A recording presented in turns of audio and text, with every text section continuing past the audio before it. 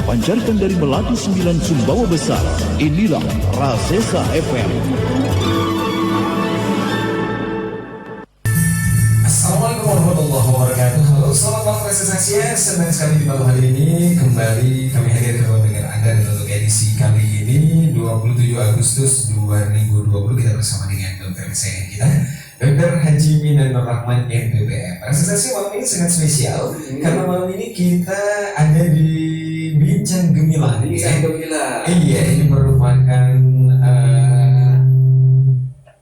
program yang diinisiasi oleh Komisi Penyiaran Umum Daerah Nusa Tenggara Barat. KPID ya? KPID Sumbawa. Jadi setiap lembaga penyiaran ini menyampaikan hal-hal yang terkait dengan tatanan new normal. Gitu, Pak Dokter. Iya, malam ini sebelum itu tanya dulu gimana kabarnya? Alhamdulillah. Tetap semangat ini. Semangat ya. Meski dalam akhir Agustus ini kita sedang dipenuhi oleh berita dan juga informasi seputar bertambahnya pasien positif COVID, dan Sumbawa katanya sih nomor 3 untuk saat ini di NTB. Ini kita berbicara tentang corona pada malam hari ini atau COVID-19, Pak Dokter ya. Karena dulu tatanan baru di era pandemi katanya. Seperti apa sih sebenarnya dari sisi kesehatan hal yang harus kita lakukan? Kemudian bagaimana menyikapi keadaan seperti ini yang membuat masyarakat resah, gelisah, dan parno berlebihan? Oke, yang pertama yang harus kita sadari, kita sudah masuk bulan 8. Jadi kalau corona ini sudah 6, bulan ke-6 ya. Bulan ke-6 mulai Maret ya, kita mulai sibuknya Maret, April, Mei, Juni, Juli, Agustus. Udah 6 bulan kita, dan kasusnya udah bukan angkanya 10-100, udah 1000. Kalau nasional sudah mesti di berapa kita nasional sekarang? Hari ini update lebih dari 150.000. Sekarang sudah 160, hampir 160.000. Hampir, belum sampai ya. Nah, jadi artinya apa? Artinya kita nggak mungkin bisa menghentikan penularan. Ini yang harus dicatat. Kita nggak mungkin bisa menghentikan penularan. Yang bisa apa? Apa yang bisa kita lakukan? Memperlambat. Menghentikan udah telat. Ibaratnya kalau kereta api udah laju kenceng, lu mau hentikan berantakan, tabrakan tidak terbang. Kalau masih baru start di awal Maret dan April, dan Indonesia saat itu patuh pada nasihat dari para ahli, lockdown total dengan sungguh-sungguh, enggak sampai sekarang. Kan kita enggak. Kita setengah hati untuk menghadapi ini. Dan beberapa pernyataan konyol yang lalu ya nggak usah diungkap, tapi banyak pernyataan konyol dari para pejabat kita. Justru kita akhirnya terjebak pada berjalannya COVID ini nggak pernah henti, akhirnya menyebar ke seluruh Indonesia, tidak ada satupun provinsi yang kelewat. Jadi kondisi kita udah istilahnya nggak mungkin bisa menghentikan. Yang bisa hanya memperlambat penularan. Kalau kita mau menghentikan ongkosnya mahal sekali, lockdown keseluruhan kabupaten provinsi se-Indonesia mana bisa. Kalau waktu itu lockdown di kota-kota besar aja sedikit selesai masalah, tapi tidak mau. Nah, kalau sudah selain memperlambat penularan, apa yang penting? Memperlambat penularan yang bisa dilakukan ya, menghentikan nggak mungkin ya. Yang bisa selanjutnya adalah menekan angka kematian. Ya, apa itu maksudnya menekan angka kematian? Ya kalau bisa siapapun yang terinfeksi corona ini nggak usah mati. Gitu. Nah, inilah yang akan kita bahas. Jadi kalau memperlambat semua sudah tahu, maka yang harus dilakukan kalau memperlambat apa? Social distancing atau jaga jarak, penggunaan masker, menjaga kebersihan. Itu. Kalau kemudian kita bagaimana mengatasi menemukan semua kasus, menghadapi pasien COVID ada 3T. Yaitu pertama tracking, mencari semua kontak yang pernah ketemu sama orang positif COVID. Yang kedua testing, yaitu melakukan pemeriksaan di mana-mana yang kira-kira potensi untuk terjadi penularan. Dan yang ketiga adalah treatment, pengobatan, dikenal dengan 3T. Ini semua udah jalan. Tapi saya bicara yang belum diperhatikan. Nah, apa itu sesungguhnya kita tahan dulu di mana ya? Karena kita permaklumkan kembali bahwa malam ini kita akan berbicara seputar COVID-19 di masa new normal seperti ini, dan ini kita live di Facebook juga. Jadi silakan presentasi Anda boleh bergabung di sana atau boleh di 082341887788, dan jangan kemana-mana. Kita berbicara lebih banyak lagi pada dokter setelah ini ya. Oke, tetaplah bersama kami di Bincang Gemilang ya. Radio Sumbawa 96,0 Rasesa Radio Sumbawa, langsung dari lintas Melati 9 Sumbawa Utara. Kembali Rasesa ini dia Bincang Gemilang, dan malam hari ini tamu spesial kita adalah Dr. Haji Minan Nur Rahman MPPR. Dokter, malam ini kita permaklumkan lagi kepada pendengar yang pada Rasesa bahwa kita berbicara seputar nurut tatanan baru di era pandemi. Jadi sementara sehat-sehatnya kita pending dulu ya. Soalnya pendengar sehat itu udah nunggu, waduh mau cerita seks apa nih Pak Dokter ya? Ternyata COVID. Iya, termasuk di antaranya juga mungkin ada nih kita selingi Pak Dokter ya, suami kan kerjanya ya tidak stay di sini, keluar kota terus ya karena raja jalanan begitu kan ya. Bagaimana ini sementara keinginan untuk bertemu dengan istri di malam hari juga tidak bisa terbendung. Tetap itu kehidupan rumah tangga boleh berhenti. Bagaimana caranya? Yang social distancing kayak apa tetap jalan itu. Oke, tadi saya katakan ada hal penting selain masalah 3T, selain masalah 3M. Yang ini yang harus saat ini serius dilakukan. Apa itu? Yaitu bagaimana kita meskipun terinfeksi tidak perlu sakit dan tidak perlu mati. Apa yang harus dilakukan? Yaitu kita harus meningkatkan imunitas tubuh dan stamina tubuh. Stamina dan imunitas inilah yang menyebabkan kita terinfeksi tapi nggak apa-apa, nggak sakit. Kita tahu betapa banyak orang sekarang ini banyak sekali yang positif itu semua tanpa gejala. Sehat, segar, bugar, nggak kelihatan sakit sama sekali, tapi dia positif tertular. Nah, ini yang kadang-kadang bikin masyarakat jadi kok dikatakan corona dia baik-baik saja. Masyarakat kayaknya belum paham tentang hal seperti Nah ini yang harus kita sadarkan. Tadi yang saya katakan, kita tidak mungkin melakukan pemutusan penularan. Sudah telat. Pemutusan itu ceritanya bulan April. Jadi Maret, April harus diputus. Masih selesai gitu. Tapi kan gagal waktu itu ya. Sudah, kita nggak mungkin pernah bisa mutus. Yang bisa memperlambat. Nah, dengan proses penularan yang melambat ini, kita yang lebih penting lagi adalah bagaimana kita tertular tanpa perlu sakit, dan kalau sakit tanpa harus mati. Nah, itulah jalan yang harus kita kita ajak ke masyarakat, yaitu namanya meningkatkan imunitas dan stamina. Siap. Poinnya di situ. Sebelum saya bicara meningkatkan imunitas dan stamina, kita cerita dulu bagaimana sih virus menular.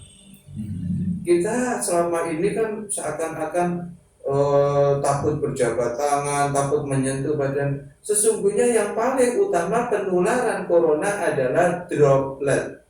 Droplet itu adalah percikan dari pernapasan baik mulut dan hidung dari orang yang mengandung virus. Jadi kalau orang yang mengandung virus ini, entah dia berbicara saja, itu sudah menyebarkan virus. Apalagi kalau dia bersin, batuk, semprotan virusnya lebih banyak. Nah, inilah yang bisa dicegah ya dengan namanya masker. Siapapun yang menggunakan masker, paling tidak virus yang bertebaran tadi terfilter oleh maskernya. Nah, Tapi pertanyaannya apakah betul-betul kita bisa terjamin untuk tidak termasukin virus? Sulit, karena nggak ada orang bisa pakai masker 24 jam. Nah, itu hanya dia. pas waktu dia hanya ketemu atau apa, dan sulit sekali sudah. Iya, Tapi tetap menggunakan masker adalah mengurangi risiko penularan secara langsung. Ibaratnya kalau virus yang disemprotkan tadi jumlahnya banyak, kalau ada masker tersaring jumlahnya menjadi sedikit. Virus yang terhirup ke dalam pernapasan kita jumlahnya berkurang banyak. Ibaratnya kalau sekarang tersemprot 1 juta virus, kita paling masuk 10.000, 20.000 saja, karena semuanya terfilter oleh masker. Apa yang terjadi virus yang masuk ke pernapasan kita dalam jumlah yang sedikit, maka tubuh kita masih bisa melawannya. Kalau jumlahnya banyak, tubuh kita kalah. Dengan jumlah yang sedikit karena adanya masker, karena adanya jarak, social distancing, jaga jarak, maka tubuh kita sempat melakukan perlawanan dan kita tetap ada virus tadi kan sudah masuk, tetapi tidak sakit karena jumlah virusnya sedikit. Nah ini loh yang penting. Pertanyaannya, apakah jumlah virus yang sedikit itu menjamin bahwa orang ini tidak sakit? Enggak. Kalau orang ini kondisi tubuhnya lemah, kelelahan, kurang gizi, sakit, maka virusnya tetap aja bisa menyerang. Seperti hal sehari-hari ya, nggak usah bicara COVID khusus, tapi sakit flu, batuk. Mungkin setiap hari kita berjumpa pada orang batuk pilek. Hampir setiap hari ada aja orang Indonesia batuk pilek. Nah pertanyaannya, apakah orang di sekitarnya semuanya ketularan? Jawabannya iya. Semuanya yang di sekitar orang batuk pilek itu pasti ketularan. Bedanya ada sebagian menjadi sakit, ada yang tidak sakit. Karena jelas orang batuk pilek, bersin, batuk, nyembur kemana-mana, virusnya pasti semuanya terinfeksi. Bedanya dari yang orang terinfeksi, ada yang sakit, ada yang tidak sakit. Ada yang sakitnya menjadi berat. Kenapa kok berat? Pertama, kemungkinan virusnya yang masuk banyak.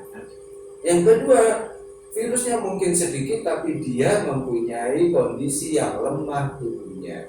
Ini yang dikatakan stamina tubuhnya lemah, kurang gizi, kurang istirahat, sedang sakit lainnya. Ini staminanya menurun.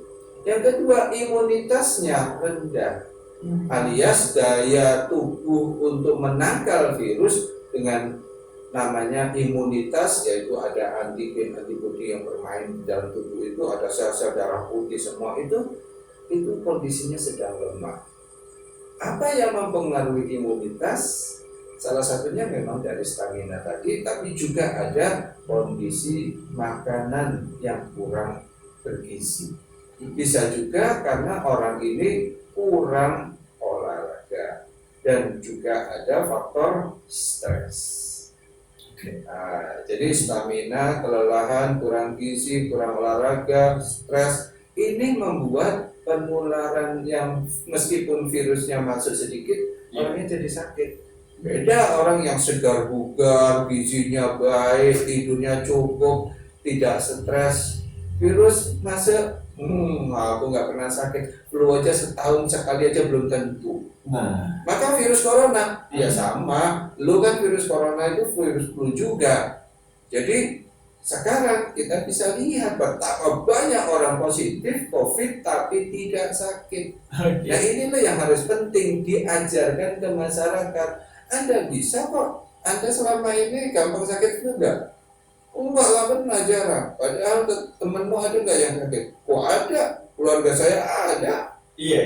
Tapi saya nggak sakit. Nah Anda kemungkinan tidak akan sakit kalau kena COVID. Nah, ini yang namanya stamina dan imunitas. Ini penting sekali ya. Jadi imunitas dan juga stamina penting sekali untuk tetap kita jaga gitu ya. Iya. Ya.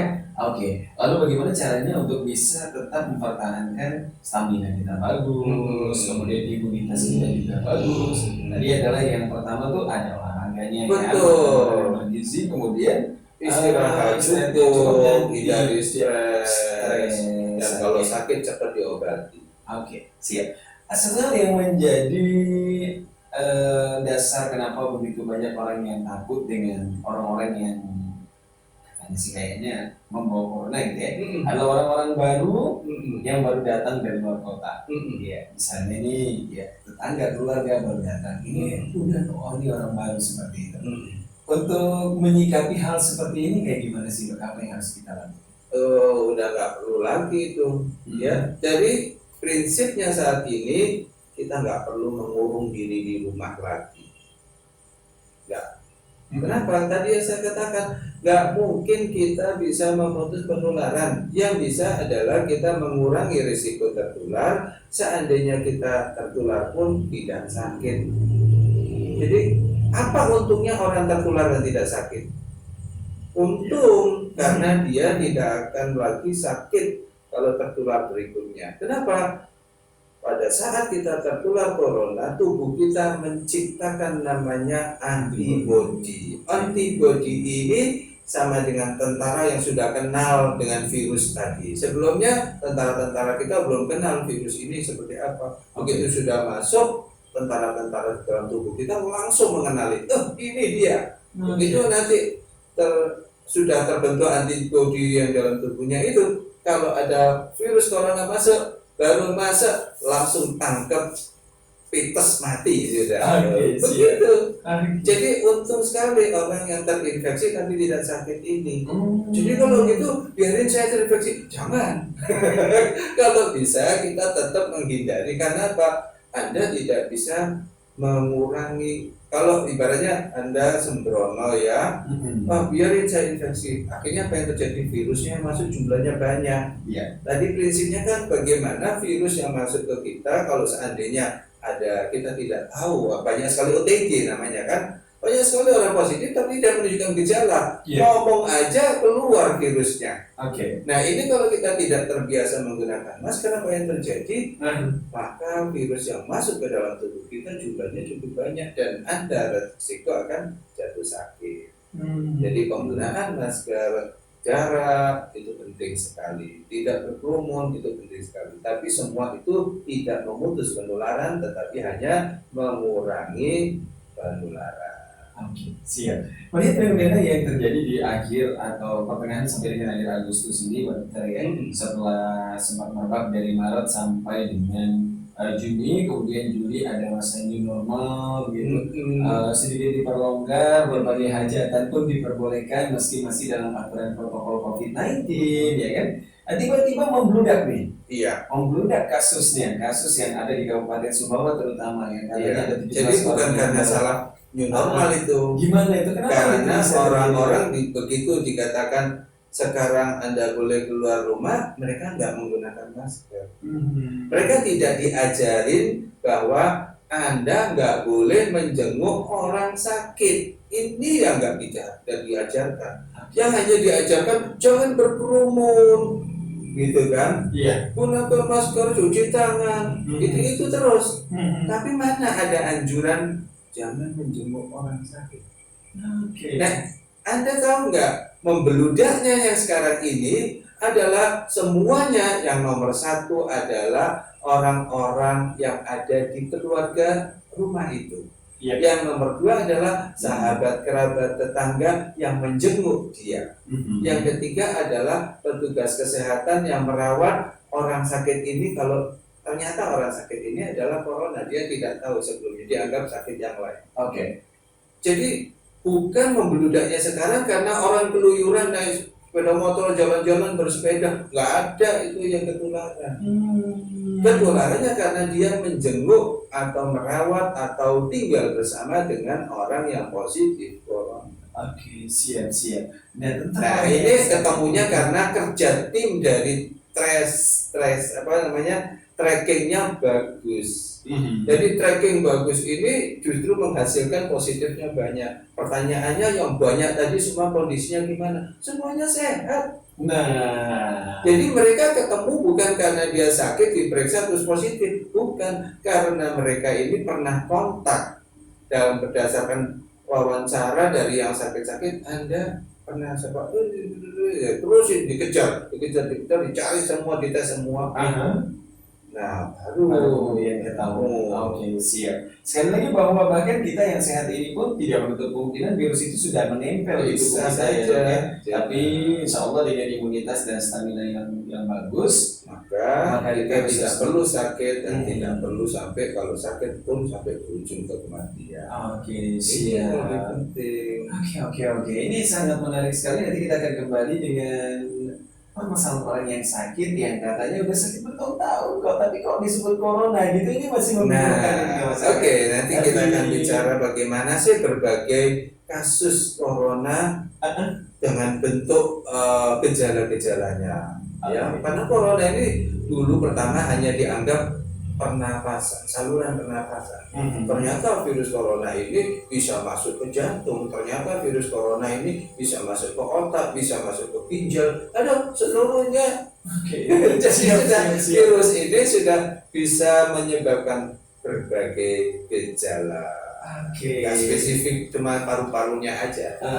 Ini gara-gara corona dan kita berbicara masalah corona, banyak yang stay tune bersama kita malam hari. Alhamdulillah.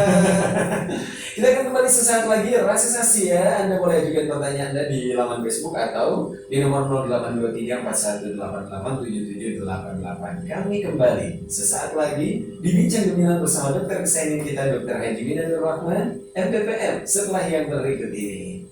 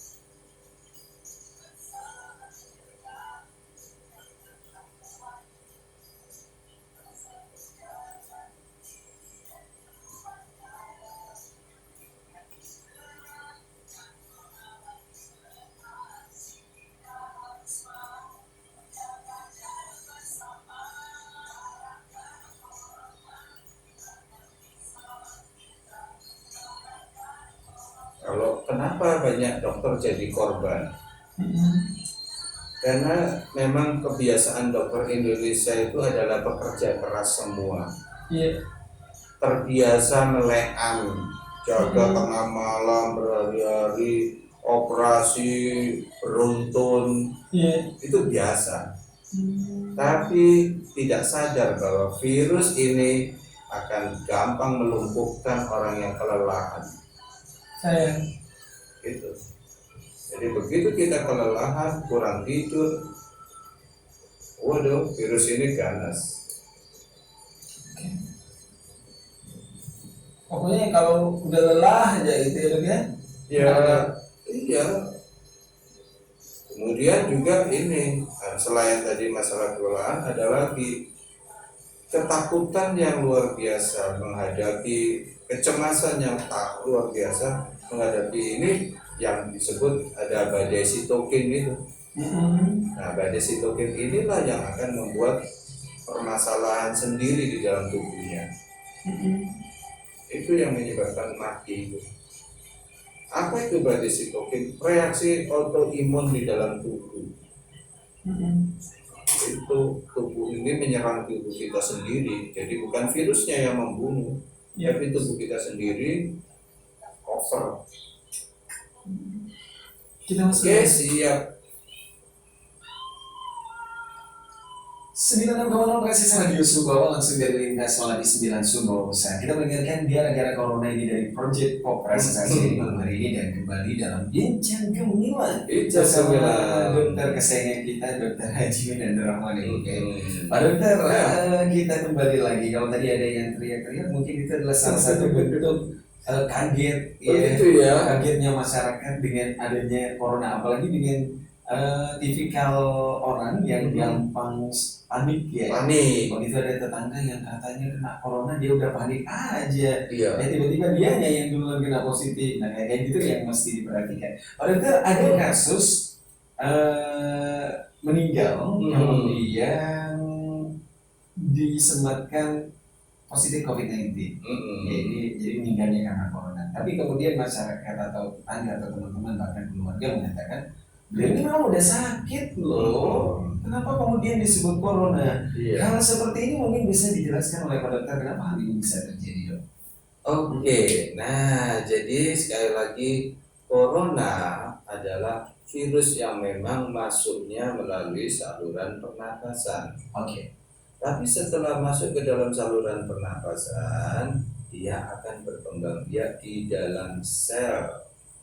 Ya, jadi virus ini membajak sel sehingga dia kemudian menggunakan sel itu untuk tempat berkembang biak. Nah, begitu dia sudah berkembang biak, pecah, nyebar ke seluruh tubuh melalui pembuluh darah. Jadi jangan dikira virusnya itu hanya diam di dalam sel saluran pernapasan saja. Ternyata virusnya ini juga merantau ke seluruh tubuh, bahkan juga masuk ke dalam saluran pencernaan. Maka ditemukan gejala corona ini macam-macam. Pada umumnya karena ini masuk saluran pernapasan, gejalanya seperti flu, yaitu demam, bersin-bersin, sakit kepala, ingusan, batuk, kemudian masuk ke saluran pernapasan menimbulkan sesak. Tapi kenyataan data dari pasien-pasien corona banyak juga yang disertai gejala diare. Diare, virusnya bikin diare loh. Kemudian ternyata virus ini juga nyebrang ke pembuluh darah, masuk ke jantung dan bikin masalah di pembuluh darah jantung. Kemudian virus ini juga masuk ke ginjal, mengganggu fungsi ginjal. Dia masuk ke dalam liver juga, akhirnya sampai juga masuk ke dalam otak. Tuh. Jadi jangan dikira urusan corona hanya berhenti di saluran pernapasan. Maka sering sekali yang terjadi adalah orang ini masuk, ceritanya adalah bukan karena batuk, tapi karena kencing manisnya, gula darahnya sangat tinggi. Itu. Iya, itu kan yang gejala utama namanya, keluhan utama, gejala utamanya ada diabetes. Tapi buat petugas kesehatan itu dianamnesis, ditanya lebih banyak, ternyata loh iya dia sedang flu juga, sedang batuk. Orang kan tidak tahu. Ternyata memang kamu sempat kontak sama orang yang sakit. Iya. Siapa itu? Lah iya orang ini suami saya yang sebelumnya sudah sakit, ini saya yang merawat. Nah istrinya jadi positif sakit. Gitu. Nah, penyakit-penyakit yang sebelumnya ini namanya komorbid atau penyakit penyerta. Jadi orang yang mempunyai penyakit penyerta dengan derajat keparahan yang cukup, ibaratnya kencing manis, sering gula darahnya sampai di atas 300 bahkan sampai 500. Orang yang mempunyai darah tinggi yang juga sering tak terkontrol melewati angka sampai 180 bahkan 200. orang-orang yang seperti ini resikonya sangat berat. Kenapa? Virusnya begitu masuk ke ginjalnya sudah langsung rusak, masuk ke jantung sudah langsung rusak. Kecuali kalau orang yang sedang sehat tidak punya penyakit apa-apa, ya virusnya masih bermain-main di saluran pernapasan saja, karena memang kondisi tubuh semuanya baik, maka dilokalisir oleh sel-sel tentara yang namanya limfosit, itu semuanya yang melawan virus itu melokalisir. Tapi kalau pada kondisi yang punya penyakit berat, jadi orang ini memang sedang dirawat dengan kanker, tapi ketularan COVID, ya cepat sekali kondisinya drop. Oke. Iya, memang satu hal yang mungkin mesti kita pahami adalah seperti kata Pak Dokter tadi, droplet paling cepat nih. Iya, penularannya. Penularan saluran pernapasan memang. Ya, ini mungkin boleh kita menjawab. Iya, sudah ada yang kontak bertanya ya. Assalamualaikum warahmatullahi wabarakatuh, Pak Dokter. Iya, saya punya tetangga yang baru melahirkan. Ibu ini terus terang tidak pernah keluar rumah selama hamil. Iya. Diam di rumah saja. Suaminya yang sering ngojek katanya. Begitu dia melahirkan, dia divonis COVID-19 positif, sehingga harus dipisahkan dengan anaknya di dua rumah sakit yang berbeda. Iya. Kenapa hal ini bisa terjadi dan bagaimana menurut Pak Dokter kasus seperti ini? Ini dok, dia nggak pernah keluar, tapi bagaimana yang silakan gimana? Yang tadi yang sudah saya katakan, di antara kita yang sehat bisa saja kita itu membawa virus. Oke. Gak semua orang yang membawa virus corona itu sakit, ya. Jadi kalau orang ini sudah biasa di luar oleh-oleh virus ke rumah, virusnya ketularan ke istrinya kan kondisinya sakit, bukan sakit hamil. Hamil kan beda staminanya dengan orang yang memang kerjaannya di luar, apalagi kerjaannya ojek umpama. Itu sudah akrab sama matahari dan udara panas. Ini jauh lebih kuat staminanya dibanding orang yang kerjanya di ruang kantor ber-AC terus. Ini gampang. Makanya jangan heran kalau kita mau lihat data siapa sih yang orang-orang yang sakit corona, ya memang nomor satu adalah orang-orang yang punya penyakit atau komorbid, kondisinya lemah. Yang sehat segar bugar dia adalah orang-orang kantoran, orang yang kerjanya di ruangan aja, jarang terpapar matahari, jarang ototnya untuk dipaksa bergerak, staminanya, daya tahan tubuh untuk melawan kumannya lemah virus itu. Jadi logikanya sederhana sekali ya, suaminya keluar masa nggak boleh bawa pulang oleh virusnya itu. Jadi tapi suaminya dicek sudah nggak positif kok. Ya iya, waktu bawain virus mungkin positif, setelah dia sudah proses sekian hari dia sudah tidak lagi ada karena tubuhnya sudah mampu melawannya. Iya, artinya pada saat tes swab itu sang suami menemukan kata bahwa bisa saja karena sudah sembuh, sudah proses bahwa tubuhnya mampu mengalahkan virus itu. Gitu loh ya. Ingat ya, tidak semua orang yang terinfeksi corona sakit. Siap. Siapapun yang terinfeksi corona bisa menularkan ke orang lain meskipun dia tidak batuk, tidak bersin. Pernapasannya saja sudah menyebarkan virus. Jadi seperti itu. Dia ada lagi nih Pak Dokter ya. Yes. Assalamualaikum warahmatullahi wabarakatuh. Selamat malam Pak Dokter, saya Bu Ida di Labuan. Mungkin Pak Dokter punya ide gimana caranya saya mengadakan acara syukuran. Ya karena sampai dengan saat ini sepertinya saya masih takut mengadakan syukuran dengan keramaian gitu. Jadi karena saja. Gimana ya, jadi kalau memang kita niat mau membagikan makanan ke tetangga, anterin aja. Itu. Emang kalau kita mau syukuran harus mengundang, enggak kok. Ya, jadi banyak sekali kok orang syukuran itu, ya saya syukuran tetapi saya nggak ngundang, cukup bagi-bagi. Ini kebetulan saya bisa mengadakan sekian ratus kotak makanan. Ya udah, bagikan ke tetangga kanan kiri, kerabat, saudara. fakir miskin, udah itu pahalanya sama aja kok, ngapain harus ngerepotin orang untuk datang. Sampaikan saja niat Anda dengan tulisan di kotaknya itu, ini adalah syukuran atas ini, semoga memang untuk restu. Nah itu lebih ini ya. Iya, tetap Allah akan tahu bahwa kamu itu sedang bersyukur dan syukurnya kamu wujudkan dalam bentuk sedekah. Dicatat sama Allah. Masya Allah ya. Oke, demikian ya Bu Ida ya. Jadi tidak perlu pusing, yang simpel-simpel aja ya. Iya, tetap kan tujuannya sama tujuannya ya, sama. bersyukur, bersedekah, Allah catat semuanya. Oke, siap. Oke, Pak Dokter dua dulu ya. Nah, sekarang yang lebih penting apa lagi? Apa lagi Pak Dokter untuk menghindarkan kita dari penularan ini? Ada yang namanya stigma. Ya, ini yang masalah ini. Stigma inilah yang harus kita sampaikan dan kita ajak masyarakat jangan. Ya, jadi jangan melakukan stigma.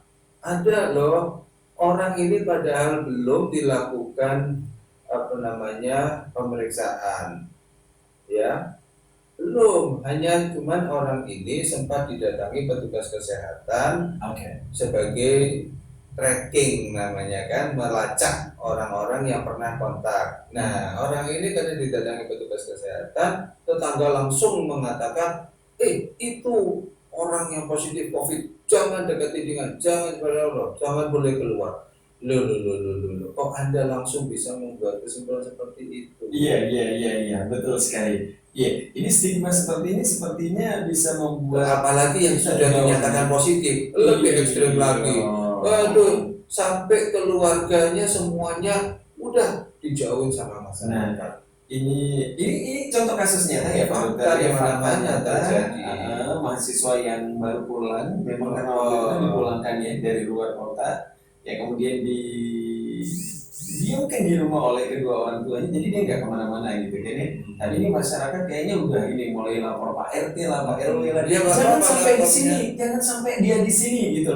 Ketakutan yang keluar. Nah, terus aku harus tinggal di mana? Aku nggak punya rumah lain. Jadi kalau sekarang stigma ini tentunya akan bisa hilang dengan dijelaskan bahwa saat ini kasus COVID di Indonesia sudah lebih dari 150.000, dan di antara kita semua kita tidak tahu mana yang sudah positif dan tidak sakit, alias OTG, orang tanpa gejala tapi membawa virus. Jadi lu mau lari kemana? Nggak bisa, siapapun kita nggak bisa lari kemana-mana. Ya udah, nggak bisa ngumpet, nggak bisa.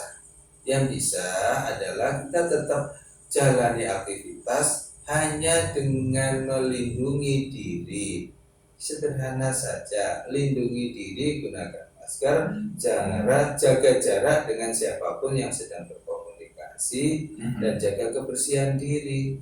Kalau sakit apapun cepatlah diobati supaya jangan sampai mengganggu stamina. Kita harus tetap sehat dan bugar, seger, enak tidur, enak makan, badan kuat, seger, aktif bekerja, aktif berolahraga, pikiran jernih tanpa stres. Ini yang penting. Jadi kalau staminanya bagus, tubuh dengan sendirinya imunitasnya juga bagus. Jadi imunitas itu adalah kemampuan sel-sel darah putih kita yang namanya leukosit, ya juga ada yang lebih spesifik daripada leukosit, itu limfosit, itu bekerja betul-betul. Kenapa? Karena kondisinya sehat, gizinya baik, cukup istirahat dan tidak stres. Ini imunitasnya pun tinggi. Untuk memicu imunitas yang lebih baik lagi adalah asupan gizi yang cukup vitamin. Vitamin yang paling penting, semuanya butuh vitamin, tapi yang paling penting adalah vitamin C. Tapi kita di dalam tubuh kita butuh vitamin B, vitamin D, vitamin E, vitamin K, butuh. Jadi kalau begitu, apakah harus saya mengkonsumsi berbagai multivitamin? Enggak juga. Makanlah semua yang bergizi, sayur, buah, daging, ikan, tahu, tempe, semualah berganti-ganti. Semua itu adalah mengandung vitamin mulai A, B, C, D, E, K, itu semua ada. Iya. Nah, kalau mau ditambah suplemen boleh, pilih full suplemen vitamin apa saja boleh. Boleh nggak ada katanya ini imunomodulator, silakan bila Anda yakin. Iya, masalah. Tapi itu bukan dianjurkan, tapi boleh. Nah, tapi yang lebih penting tadi stamina, gitu ya. Iya. Kelelahan. Contoh terus terang ini yang saya sayangkan adalah teman-teman saya sendiri tapi memang itulah karakter orang Indonesia. Dokter Indonesia itu pekerja keras. Dokter Indonesia itu pekerja keras, nggak terlala. Karena kebiasaan memang kalau udah namanya jaga, itu semalam nggak tidur. Ya, maaf mungkin ya ada orang bilang, loh saya juga kerjanya adalah jaga malam. Iya. Jujur aja, jaga malammu betul-betul terjaga, melek. Enggak, saya ngantuk ya tidur. Iya lah, kalau dokter jaga tidur, pasiennya mati. Iya, betul. Jadi kalau dokter jaga itu betul-betul melek sepanjang malam, full dan bekerja, butuh konsentrasi. Nggak cuma hanya diem tidak tidur, enggak. Oke, siap. Nah ini energinya terkuras. Bayangkan aja kelelahan yang dianggap biasa oleh dokter karena memang kerjaannya sudah seperti itu, ini justru memicu terinfeksi COVID langsung drop. Oke, jadi terjawab sudah pertanyaan bahwa kok bisa gitu kan praktisi kesehatan atau dokter yang terkena gitu ya Pak Dokter ya? Ya, sebabnya adalah karena kebiasaannya dokter adalah terlalu bekerja keras, kurang istirahat. Gitu.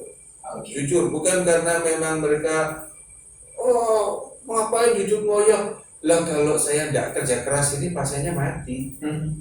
Gitu. Lo kok sampai bela-belain gitu? Emang kurang uangnya? Aduh dokter jangan tanya uang. Itu loh, kalau tanya uang saya nggak usah jadi dokter, jadi pengusaha aja. Iya. Jadi nggak ada cita-cita dokter supaya bisa kaya, apalagi di Indonesia nggak ada cerita. Dokter kaya itu bukan cita-cita. Jadi kalau mau kaya nggak usah jadi dokter katanya. Dokter gitu. Tapi karena ini panggilan jiwa, gitu. Jadi saya jungkir balik menaruh resiko kematian pada diri saya ya karena memang demi orang lain supaya nggak mati. Siap. Kena corona mati dia. Udah 100 loh sekarang ini udah 90 lebih loh. Iya. Makanya kita memberikan penghargaan yang setinggi-tingginya, apresiasi yang terus kemudian ini yang saya nggak suka. Salah terus pemerintah udah diingatkan sama dokter. Dokter menjadi garda terdepan. Bukan. Garda terdepan itu masyarakat. Dokter itu menjadi terakhir. Lah kalau penyerangnya bobol semuanya ya gawangnya jebol. Jadi dokter itu penjaga gawang. Yang penjaga gawang itu di depan atau di belakang? Di belakang. Iya, ini dokternya di belakang penjaga gawang. Jadi yang garda terdepan itu masyarakat. Ya masyarakat kalau semuanya menjaga jarak, pakai masker, jaga kebersihan diri, stamina, imunitas, beres. Insya Allah. Perlu dokternya berkelimpangan. Loh itu jempol serangannya terus. Terus kita sampaikan doa ya, semoga pahlawan-pahlawan kemanusiaan yang telah gugur ini ya tentu mendapatkan pahala dan tempat terbaik. Insya Allah. Amin ya rabbal alamin. Kita masih punya satu sesi lagi. Di sesi yang terakhir Pak Dokter akan menyampaikan sesuatu yang spesial ya. Tapi yang kemana-mana dulu, kita dengarkan yang satu ini. Tetaplah bersama kami dalam Bincang Gemilang pada malam hari ini. 96,0 Rasesa Radio Sumbawa masih langsung dari lintas Melati 9 Sumbawa Besar. Kita balik lagi dalam Bincang Gemilang kita pada malam hari ini, asosiasi seputar COVID-19 di masa new normal. Padahal di sesi yang terakhir ini apa yang sebaiknya ini ya? Kita ada satu hal saya yang masih ini harus berani pemerintah lakukan. Apa itu? Anak-anak harus segera masuk sekolah. Ini permasalahan yang sangat fenomenal untuk zaman ini. kalau saya berpendapat anak-anak harus masuk sekolah. Oke. Gitu. Kenapa? Karena tadi saya sudah katakan kita nggak akan pernah bisa menghentikan penularan. Yang kedua, kita sudah terbukti bahwa angka kematiannya sudah sangat menurun sekali, ya, di mana banyak sekali kasus yang sudah terinfeksi tanpa gejala.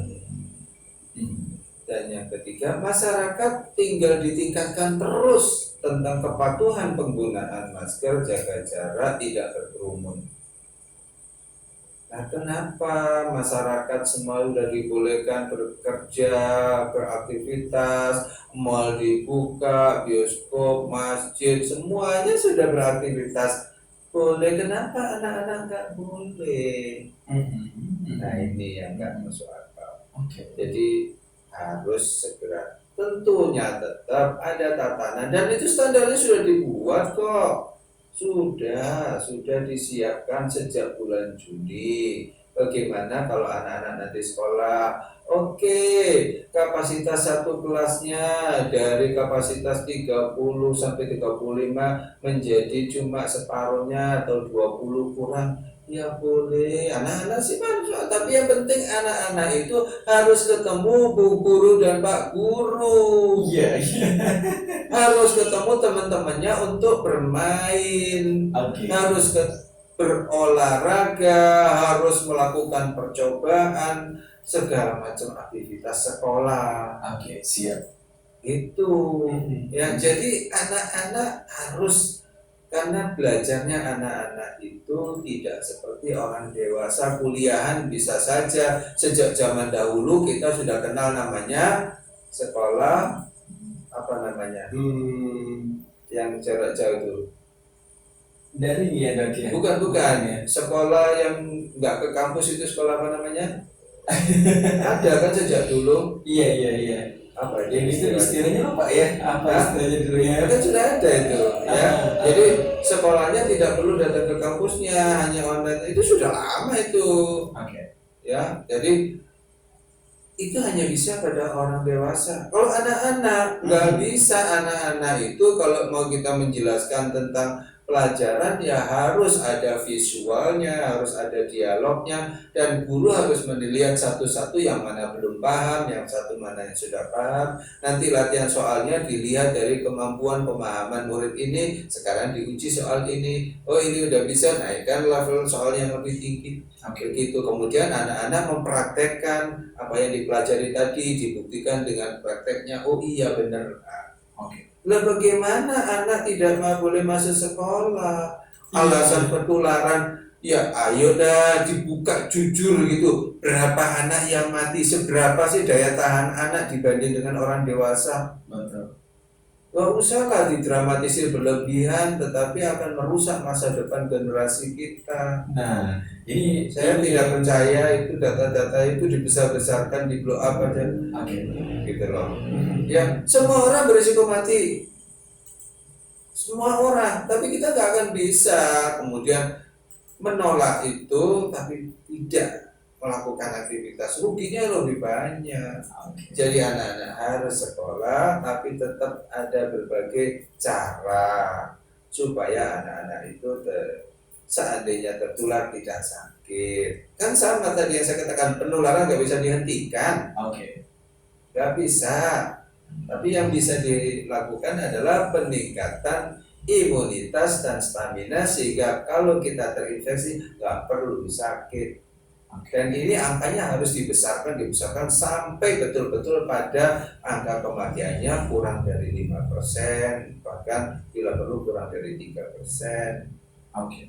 Itu yang jauh lebih penting. Ya, jadi jangan mimpi kalau kita mau menghentikan penularan. Udah telat. Udah kereta apinya lajunya kenceng. Udah nggak mungkin dihentikan lagi. Dan tahu Mas Dedi hari ini berapa ratus ribu yang positif? Berapa itu dok? Lebih dari 200 hari ini. Masya Allah. Bukan 200 orang, 200 ribu yang positif hari ini. Seluruh Indonesia dok ya? Iya. Tetapi 50% mungkin keadaan mereka yang positif ini alhamdulillah baik-baik saja. 80% Pak sudah OTG Pak. Oh. OTG-nya itu udah 80% Pak. Oke. 20%-nya itu yang sakit ringan sampai berat. Dari yang sakit ringan yang berat itu pun hanya 1/5-nya. Oke. Ya. Udah banyak kemajuan, tapi lagi-lagi kita nggak bisa menghentikan laju penularan. Oke. Jadi lo ngapain halangi anak sekolah ini nggak masuk akal. Ini bahkan sampai dengan tanggal dan waktu yang belum bisa ditetapkan. Nggak masuk akal itu. Ya. Oke, mudah-mudahan. Anak-anak tahu nggak sekarang, meskipun nggak sekolah, mereka keluyuran, main sepeda, tetap main badminton, segala macam, nyemplung di kolam, apa semua. Gak ada yang diam di rumah, ada. Bahkan orang tua yang tidak mau anaknya ketinggalan terus dileskan. Tempat lesnya ya banyak anak-anak les. Kenapa? Lah aku gak boleh sekolah tapi aku harus belajar. Ya udah di tempat les. Oke. Apa maksudnya mau membodohin orang Indonesia? Anak Indonesia gak boleh belajar itu. Oke. Masuk akal. Nah, artinya adalah intensitas yang tadinya untuk menghindari pertemuan dengan teman-temannya ternyata tetap nggak bisa ya, karena namanya anak-anak tetap bosan di rumah ya. Ya jujur aja lah, lihat anak-anak Anda yang masih punya anak, lihat tetangga Anda kalau anak Anda sudah besar-besar, anak-anak itu tetap aja keluyuran. Iya, ada satu lagi. Apa mereka ya? Takutnya ini emak-emak atau ibu-ibu yang mengerjakan PR anak-anaknya itu stres berlebihan nanti. Iya, itu salah satu dampaknya itu. Jadi aku nggak pernah ngajar anak, terpaksa jadi belajar kayak jadi guru di rumah. Apakah anaknya bisa belajar beneran? Enggak juga. Ini dia ya. Enggak juga. Beruntung orang yang berpendidikan tinggi itu pun juga sama sibuk. Punya waktu. Baiklah, Pak Dokter, apa nih hal terakhir mungkin yang bisa disampaikan kepada yang sekali lagi nggak usah di stigma lagi, udah virus ada di sekitar kita, kita harus hidup bersama dengan virus corona. Oke. Yang kedua, nggak usah panik lagi, kita sekarang sudah nggak mungkin bisa menghentikan. Yang bisa adalah bagaimana kita siap-siap suatu saat terinfeksi dan tidak perlu harus sakit. Oke. Yang ketiga, siap-siaplah karena vaksin sudah diproduksi. Jadi insya Allah mudah-mudahan tidak butuh waktu lama akan dilakukan vaksinasi. Begitu vaksinasi ini sudah mulai dilakukan, selesai corona. Jadi corona itu ada selesai, ada 3 cara sesungguhnya. Cara yang paling sadis adalah membiarkan semuanya terinfeksi. Kalau sudah terinfeksi, virus nggak bisa menginfeksi lagi. Nah, ini teori konyol yang tidak ada yang mau. Yang kedua, virus ini adalah di lockdown sehingga tidak ada penularan. Nah, itu bisa terjadinya di Wuhan, Cina, lockdown betul. Ada di beberapa negara lockdown keras tapi tidak menular. Nah, yang ketiga adalah kalau bisa menemukan obat corona yang memang betul-betul efektif.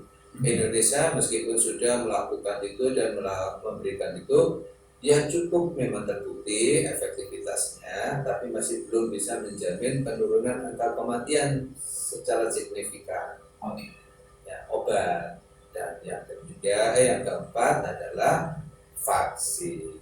Jadi ada cara ini yang paling konyol membiarkan itu tidak ada yang mau. Yang kedua adalah lockdown, hanya negara-negara kuat saja yang bisa. Yang ketiga adalah menemukan obatnya. Kita juga di seluruh dunia masih semua tarik ulur, ya udahlah, tapi yang terpenting angka kematiannya menurun. Dan yang keempat segera vaksin. Maka insya Allah corona akan segera berakhir. Ya, tapi kita tidak boleh diam terus ya. New normal harus dilakukan. Kenapa? Kita butuh hidup, butuh bekerja. Itu dia pernyataan yang paling ditunggu-tunggu. Saya sejak corona sampai sekarang nggak pernah tidak masuk kantor. Masya Allah, luar biasa. Tidak pernah tidak melayani pasien. Ya sudah, kalau saya ditakdirkan Allah terinfeksi, ya Allah jangan saya sakit, itu aja. Iya. Jadi kan takut? Enggak. Ngapain takut? Siap. Ya mudah-mudahan Sudah tahu bagaimana menghadapi virus, sudah tahu. Masya Jadi kita Allah. nggak ada takut kalau sudah tahu. Oke, dan malam ini kita sudah mendapatkan langsung pengarahan dari Pak Dokter nih tentang bagaimana kita bisa survive ya, Bisa meskipun survive. virus Bisa. itu sudah ada dalam tubuh kita. Iya, Ya. itu yang paling penting. Oke, presentasi dengan lupa untuk jaga stamina dan juga imunitas. Terima kasih ilmunya pada Ya, malam hari ini. sama-sama. Dan terima kasih juga asosiasi yang sudah mengikuti Bincang Gemilang. Sekali lagi ini adalah satu persembahan ya dari Rasesa FM nih, Atas saran dari KPID NTB dan juga Humas Provinsi NTB. Jadi dukungannya banyak banget, termasuk diantaranya adalah ada langsung. Alhamdulillah, dan memang saya dedikasikan untuk Rasesa. Oke. Karena mau tidak mau kesehatan itu harus diedukasikan ke masyarakat, dan tentunya kalau tidak ada dukungan dari orang-orang yang peduli, ya nggak ada. Oke, siap. Oke, sampai di sini bincang dengan kita pada malam hari ini Pak Dokter, dan kita harus pamit undur diri dari ruang dengar Rasesa. Kali ini adalah malam Jumat. Setelah ini kembali kita akan mendengarkan dakwah Islamiyah. Kita berada di bulan Muharram 1442. Iya, udah seminggu loh ya. Dan kita akan dengarkan keutamaan bulan Ramadan dari Kiai Haji Zainuddin MZ malam hari ini. Oke, sampai di sini kami menemani Anda. Terima kasih atas perhatian dan ketemu lagi minggu depan insya Allah. Satu hal terakhir sebelum berpisah, jangan lupa untuk selalu syukuri nikmat hari ini, karena dengan bersyukur ada kekuatan untuk kita menjalani kehidupan yang penuh berwarna. Dari Lintas Mati 9 sebuah usaha, Saya Dr. Rinaldo Rahman. dan saya Dedi Icak pamit undur diri dari ruang dengar Anda. Selamat malam. Assalamualaikum warahmatullahi wabarakatuh. Silamu. Pancarkan dari Melati 9 Sumbawa Besar. Inilah Rasesa FM.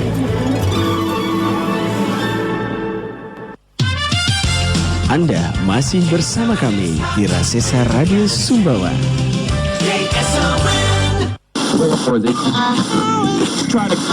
You are listening 96.0 Rasesa Radio Sumbawa.